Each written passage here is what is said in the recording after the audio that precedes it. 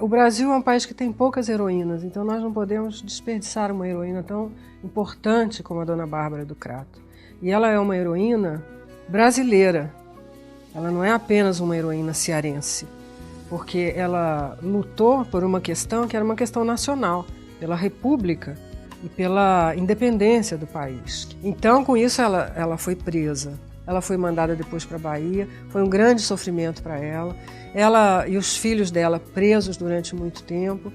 Emagreceu, ela sentia sede, sentia fome. Ela passou todos os terrores, né, dentro de uma cela escura, úmida. Né, uma senhora, ela já era uma senhora, já tinha seus cabelos brancos. E uma senhora tão sempre digna de respeito, uma senhora respeitada por todos, sempre vista como uma grande dama, né? Mas afinal ela foi libertada e quando veio logo depois a independência do Brasil, em 1822, ela retornou já numa caravana, mas já assim aplaudida pelos que haviam passar, né, os moradores das cidades. Então ela já voltou sendo festejada como uma heroína, que ela realmente era. Mas ela tinha perdido tudo, ela tinha perdido as fazendas, então ela teve uma luta muito grande para recuperar isso. E a Raquel de Queiroz me falou pela primeira vez sobre Dona Bárbara de Alencar. Foi através das palavras da Raquel de Queiroz que eu ouvi falar lá no Rio de Janeiro, pela primeira vez em Dona Bárbara. E me pediu que eu escrevesse um romance sobre a Dona Bárbara. Então, você me pergunta o que me inspira? Já me inspirou um romance que foi Semíramis, um romance que atravessa 3 gerações, né? Que começa com a Dona Bárbara e vai até o José de Alencar. Uma relação muito, muito profunda minha com a família, com esse personagem, Dona Bárbara. Eu a tenho assim, dentro de mim como uma pessoa conhecida. Eu convivi com ela ali na cidade do Crato, naquela pracinha. Eu via a casa da Dona Bárbara ali na frente, aquela janela, ela ali passando ali na janela, e aqueles cavalos na frente, e aqueles homens poderosos que desciam, vinham visitá-la. E eu via a Dona Bárbara montando o cavalo e saindo e lutando, e tudo isso eu vi, né, com a imaginação, então fica marcado como se fosse uma realidade.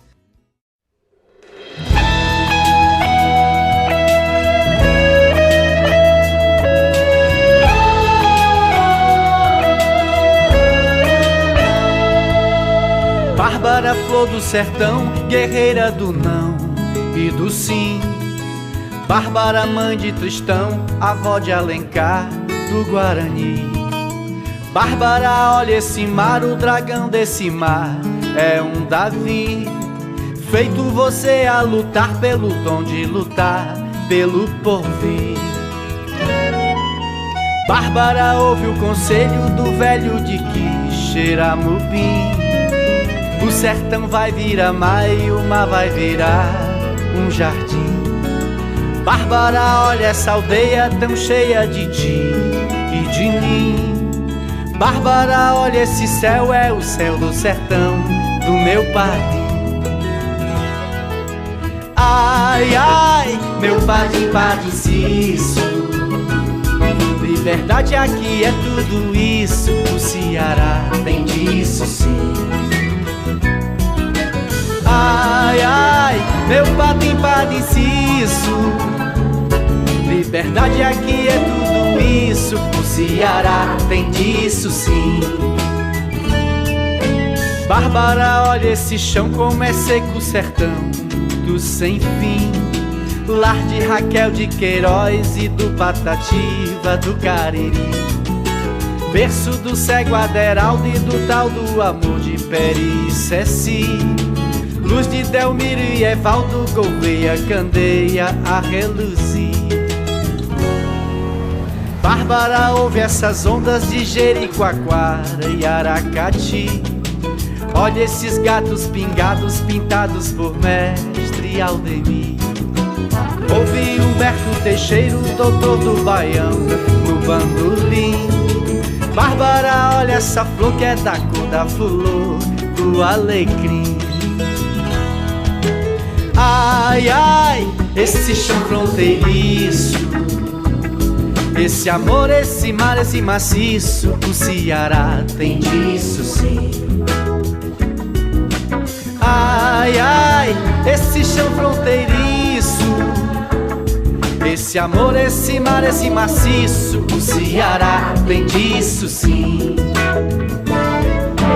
Bárbara, veja o clarão dessa luz, redenção dos Martins. Bárbara, luz de Bezerra que trouxe pra terra o fim do fim. Bárbara, onde Iracema, graúna do sol, curumim. As faustas águas do Nilo que é o Jaguaribe daqui. Terra judia cigana, versão carcamana de pré-pichim. Fogo de berço arabesco, afresco de pilim-pim-pim. Água canoa das fontes dos verdes portais do Fortim. Bárbara olha pro Crato, a princesa de trança e Transcilim. Ai, ai, esse povo mestiço, essa terra me botou feitiço, o Ceará tem disso sim. Ai, ai, esse povo mestiço, essa terra me botou feitiço, o Ceará tem disso sim.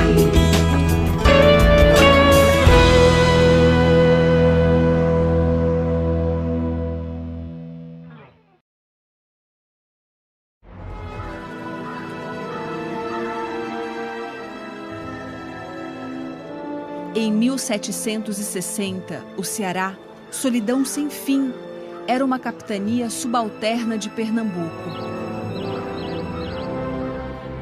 As poucas povoações que possuía se constituíam de casas baixas cobertas com palha. Casas que guarneciam ruas onde, além de poucas pessoas que transitavam, fuçavam os porcos e ciscavam as galinhas. Essas povoações se interligavam por noites e dias de caminhadas em antigas picadas indígenas.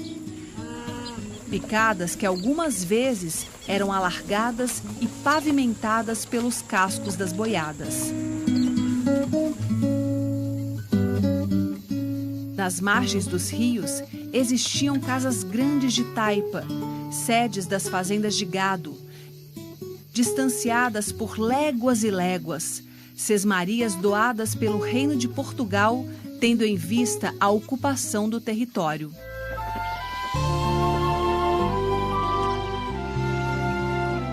Em 1760, em uma dessas fazendas perdidas nos ermos, na fazenda Caiçara, em Exu, quase na confluência dos atuais estados de Pernambuco, Ceará e Piauí, nasceu Bárbara de Alencar, filha de Joaquim Pereira de Alencar e Teodora Rodrigues da Conceição.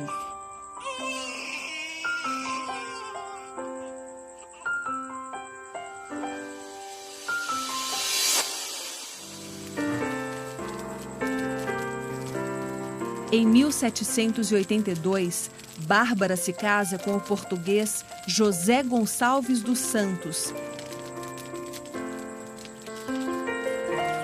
Juntamente com o marido, vai residir na Vila do Crato, que então era a mais importante povoação do Cariri.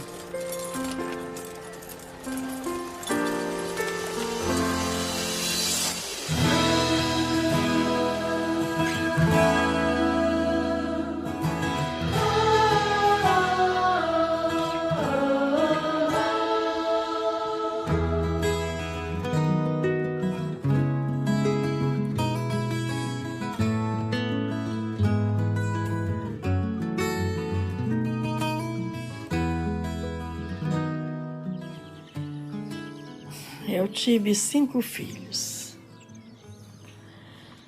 João Gonçalves dos Santos, que nasceu em 1783, no Crato. O Carlos José dos Santos, nasceu em 1784, também no Crato. O Tristão Gonçalves de Alencar nasceu em 1789, na freguesia de Missão Velha. O José Martiniano de Alencar nasceu em 1792, no povoado Barbalha. E a minha filha, a Joaquina Maria de São José, nasceu em 1787, também no Crato.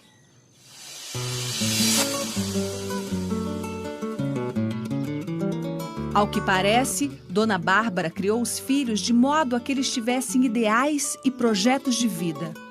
Ela conseguiu mantê-los distantes da mentalidade e dos vícios de sua época, vícios decorrentes da ociosidade, a jogatina, a bebedeira e a crueldade como meio de diversão. Isso fez a diferença. Assim, em um tempo e lugar em que aprender a ler e escrever era às vezes sinceramente desnecessário, Dona Bárbara fez com que seus filhos estudassem e fossem para o Recife e Olinda, onde havia seminário, maçonaria, ideias inspiradas na Revolução Francesa e ódio aos portugueses. Os privilegiados em um Brasil muito maior e já então mais rico e mais populoso que Portugal. Como o Cariri tinha uma proximidade muito forte com Pernambuco, então Dona Bárbara resolveu enviar os filhos para estudar, né, seminário. E aí, como Pernambuco era um entreposto comercial muito forte no Brasil, então, além dessas mercadorias que eram trazidas ideias, né? E essas ideias, muitas vezes, eram ideias republicanas, revolucionárias, no caso, ideias liberais, influenciadas pela Revolução Francesa e pela a independência dos Estados Unidos, né? E aí nós também temos a participação da maçonaria, que vai influenciar profundamente essas ideias. Isso vai contagiar Recife. E lá vamos ter os filhos de Dona Bárbara, que aí eles vão voltar ao Ceará, contagiados pelas essas ideias liberais e republicanas, e aí eles vão começar a pensar a Revolução de 17. No dia 6 de março de 1817, estoura a Revolução Republicana em Pernambuco e os revolucionários tomam o poder. Nos dias seguintes, os republicanos assumem o comando da Paraíba e do Rio Grande do Norte.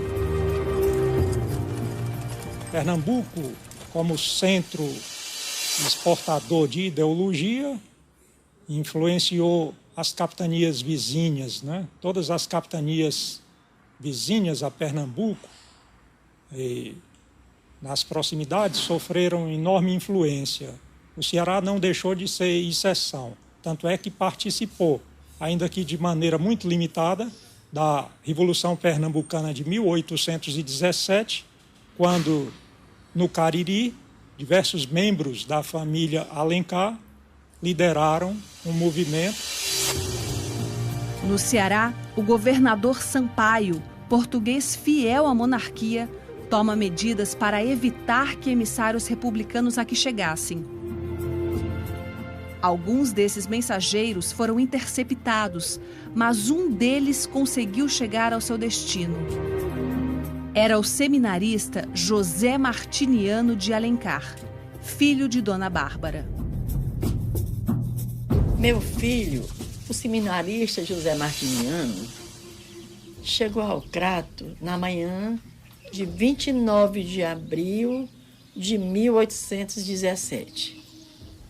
Assim que ele chegou, ele palestrou com meu amigo, o padre Miguel Carlos Saldanha, como fazer uma revolução no Crato. O padre Miguel Carlos disse que a revolução só ia dar certo se tivesse apoio de 2 homens, do coronel Leandro Bezerra e de José Pereira Filgueiras, que era o capitão-mor. Meu filho, sabendo disso, antes de fazer qualquer coisa, ele foi palestrar com um frade que tinha aparecido lá pelo Crato, Frei Francisco de Santana Pessoa. Frei Francisco de Santana Pessoa, frade carmelita, que no período da Revolução de 1817 fazia muitos anos que fugia da perseguição a ele movida pelo Tribunal do Santo Ofício, o terrível tribunal da Inquisição, que aceitara a denúncia contra ele. Frei Santana também estava do lado da Revolução de Pernambuco. Antes deles falarem com Leandro Bezerra e Pereira Filgueira, saíram espalhando coisas que convinham ao nosso partido. Contaram no pé do ouvido de uns, que contaram no pé do ouvido de outros, que uma tropa da Revolução de Pernambuco ia invadir o Crato. Outra ia invadir Icó e outra ia derrubar o governo de Fortaleza. E ai de quem fosse a favor do rei contra a Revolução.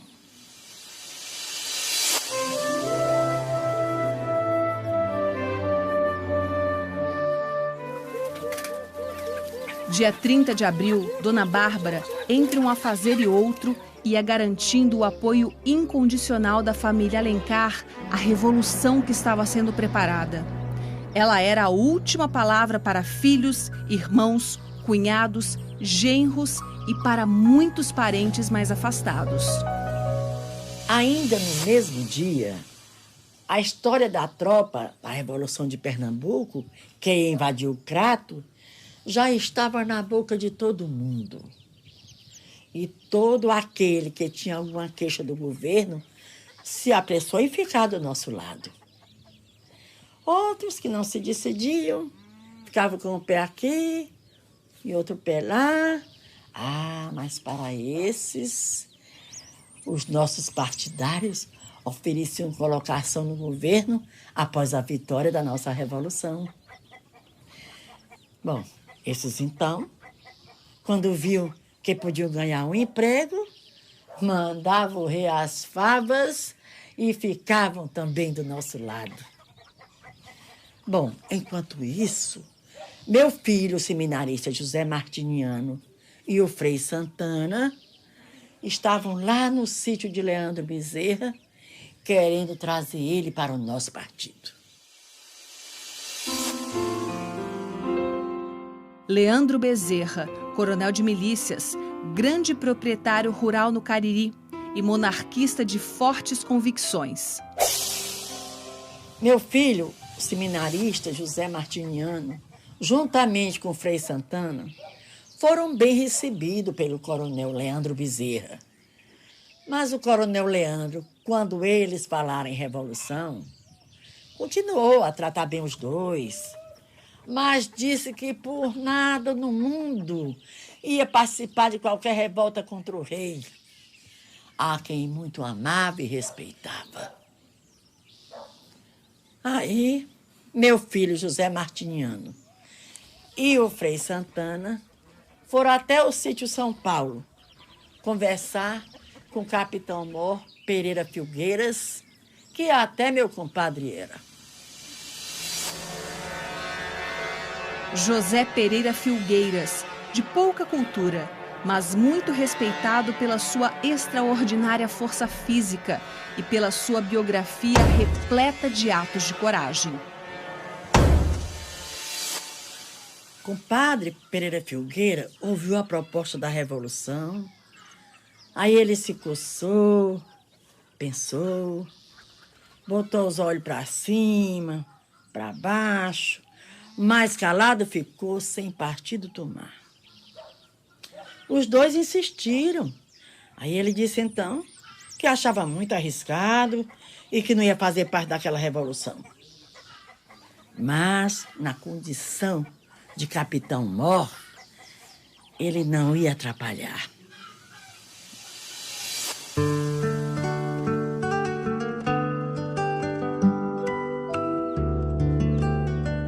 Na manhã de 3 de maio de 1817, na hora da missa na matriz do Crato, mais de 200 homens, recrutados principalmente no sítio Lameiro, cercaram a igreja. Era a tropa da Revolução.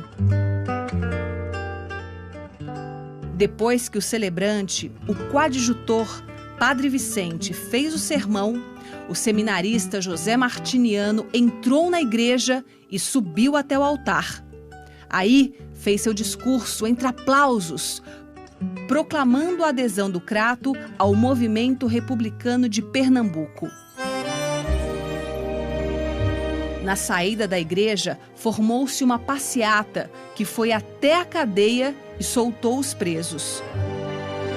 Daí, foram até a Câmara, onde nomearam um escrivão, lavraram várias portarias e escreveram e assinaram uma ata contendo a narração do ocorrido e uma mensagem de adesão ao governo republicano de Pernambuco.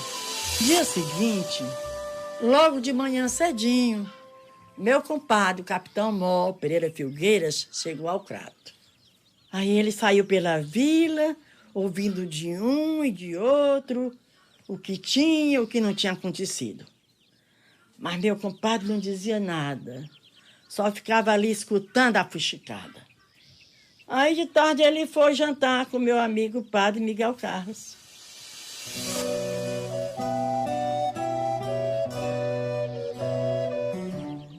Os patriotas revolucionários do Crato, em clima de festa, foram ao jardim e lá proclamaram a adesão daquela vila ao governo republicano de Pernambuco.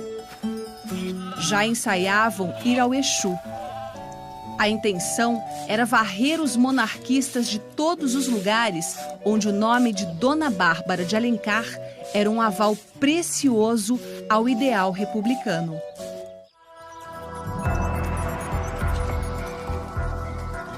O clima de festa persistiu até que os revolucionários souberam que o capitão Mor Pereira Filgueiras, juntamente com o coronel Leandro Bezerra, se aproximavam do Crato para restaurar o poder das autoridades fiéis ao rei.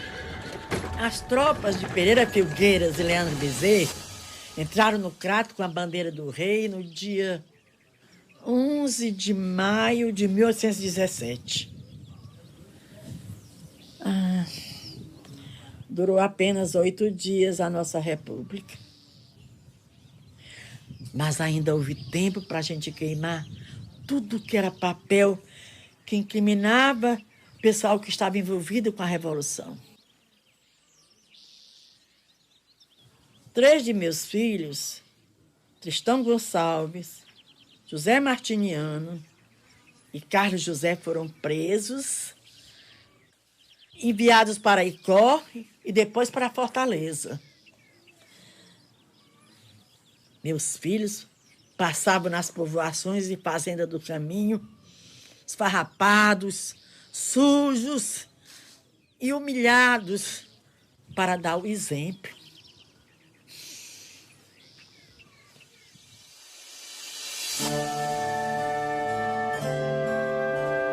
Nove dias depois da queda dos republicanos do Crato, caía o governo republicano de Pernambuco.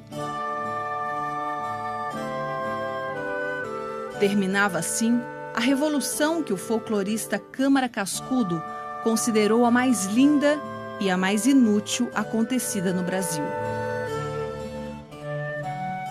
Foi um ato heróico, porque o Crato se antecedeu 5 anos antes de Dom Pedro, 72 anos antes do Marechal Deodoro. Foi a primeira cidade do Brasil a proclamar a independência e a república, por isso é, de fato, assim, a mãe da república. É o berço da liberdade do Brasil. E o Crato se orgulha, assim, por esta grande heroína, que foi a primeira mulher revolucionária do Brasil, a primeira presa política do Brasil, considerada assim a mãe da República. Por isso, Bárbara de Alencar, heroína do Crato, mãe da independência e República do Brasil. Tocados pelo alvoroço, Bárbara e seus filhos, a 3 de maio de 1817, no antigo curato de São Fidélis, Missão do Miranda, Vila do Crato, no Paço Municipal, hastearam a bandeira da República. Branco, azul e vermelha era a bandeira.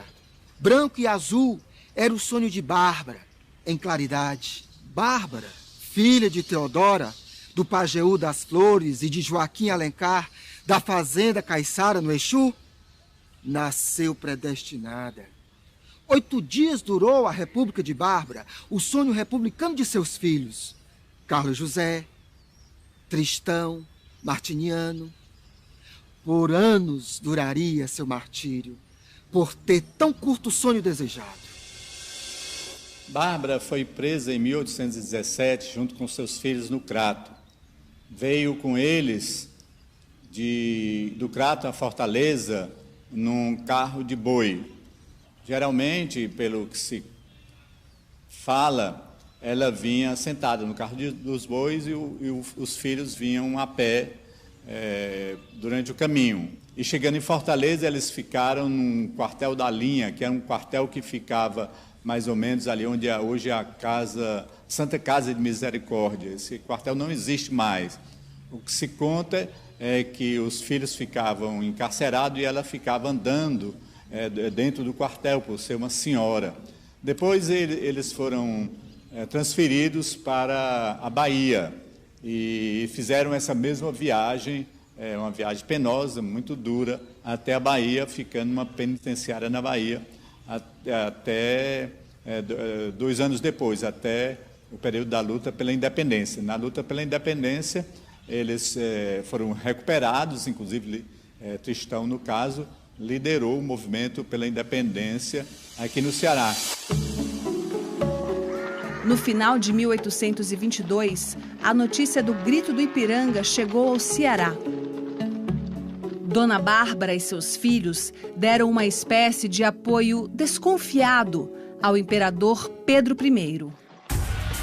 A notícia do Grito do Ipiranga chegou com a convocação de eleição para a Assembleia Geral Constituinte, que seria encarregada de elaborar a primeira Constituição brasileira, para a qual o já padre José Martiniano de Alencar foi eleito deputado. Ele, juntamente com outros parlamentares, chegou ao Rio de Janeiro em março de 1823 e começou a trabalhar por uma Constituição que dava mais autonomia às províncias e diminuía o poder dos portugueses, que mesmo após o grito de independência ou morte, continuavam a mandar no Brasil.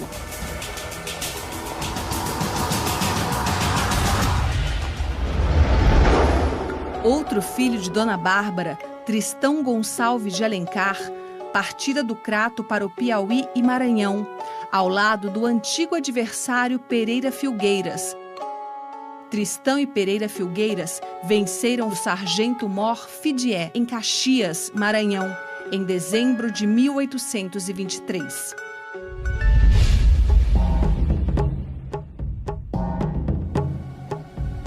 A notícia era que o imperador, a 12 de novembro de 1823, rasgou a Constituição, dissolveu com força armada a Assembleia Constituinte, prendendo alguns deputados e mandando outros de volta para suas províncias.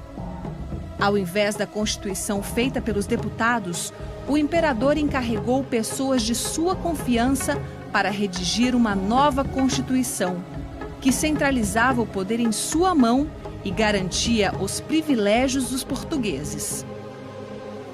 O meu filho, Tristão, e o compadre Pereira Filgueiras, que tinham vencido o Fidié no Maranhão, ao invés de voltarem ao Crato, como já vinham, levaram suas tropas para Fortaleza. Lá eles se encontraram com outro filho meu, o José Martiniano, que já tinha voltado do Rio de Janeiro. Já transcorria o ano de 1824. Um ano muito, muito triste para mim. A dissolução da Assembleia Geral Constituinte foi considerada traição, principalmente no Ceará, e em Pernambuco. O clima de revolta exigia a destituição da dinastia de Bragança e a instituição de uma república.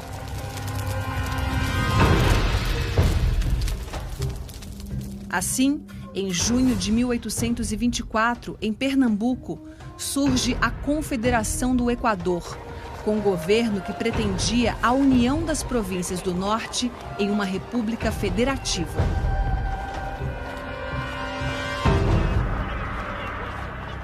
Antes da instalação da Confederação do Equador no Ceará, Dona Bárbara reúne todos os líderes, os principais líderes, e eles resolvem, neste ato, usar pseudônimos para se protegerem melhor, já que na Revolução de 1817 eles foram de peito aberto e deu no que deu.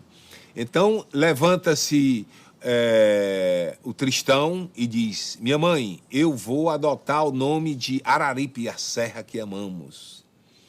Então, meu nome, a partir de agora, será Tristão Gonçalves de Alencar Araripe, e todos os meus descendentes o usarão.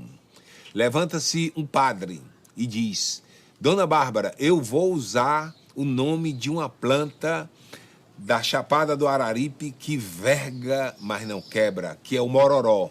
Eu serei conhecido como Padre Mororó.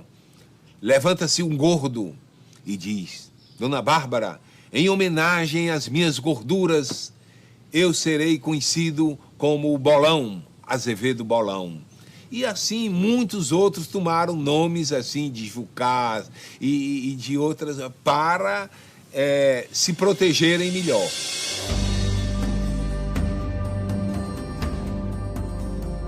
A 26 de agosto de 1824, em Fortaleza, em uma assembleia da qual participaram 450 lideranças representativas de toda a província, é criada a República do Ceará, presidida por Tristão Gonçalves de Alencar.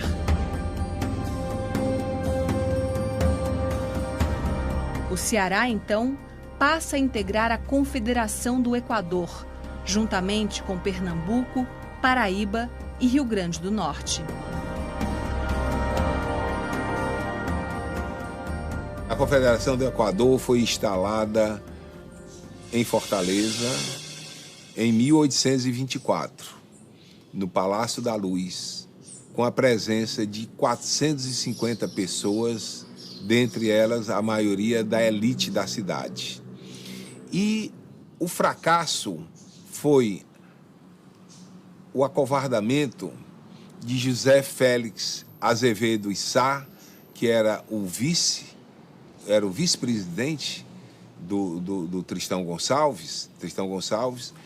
Então, as elites também, vendo a causa perdida em Pernambuco, eles trataram de se afastar do movimento.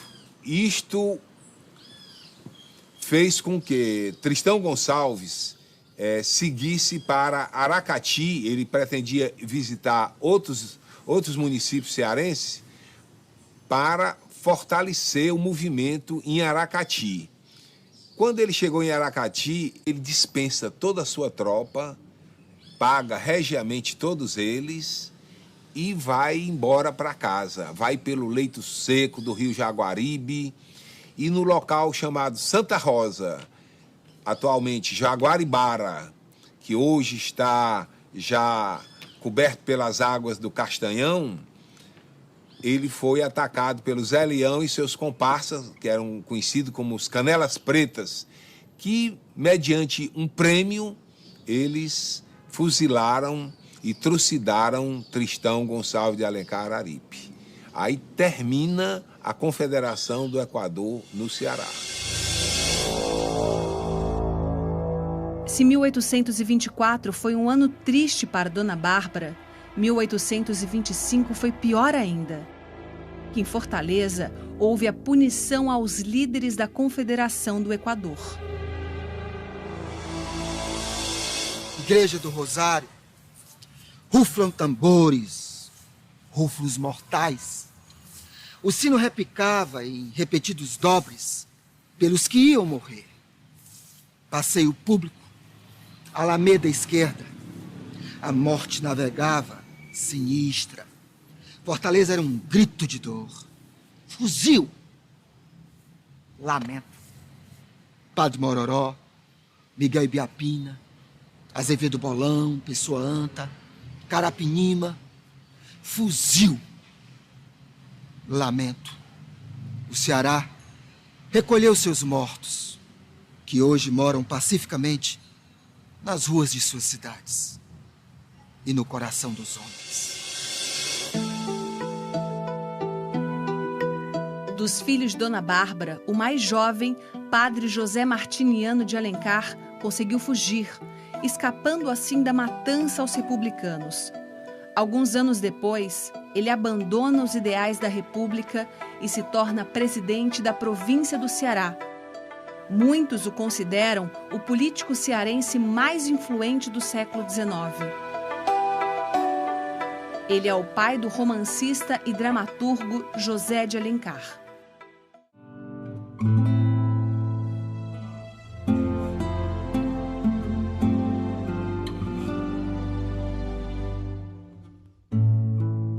Dona Bárbara de Alencar faleceu a 28 de agosto de 1832. Segundo alguns, na Fazenda Touro, no Ceará, na fronteira com o Piauí. E segundo outros, na Fazenda Alecrim, no Piauí, fronteira com o Ceará. Ela não deixou testamento e seus bens foram inventariados muitos anos depois de sua morte. Pertences de uma vida vivida intensamente.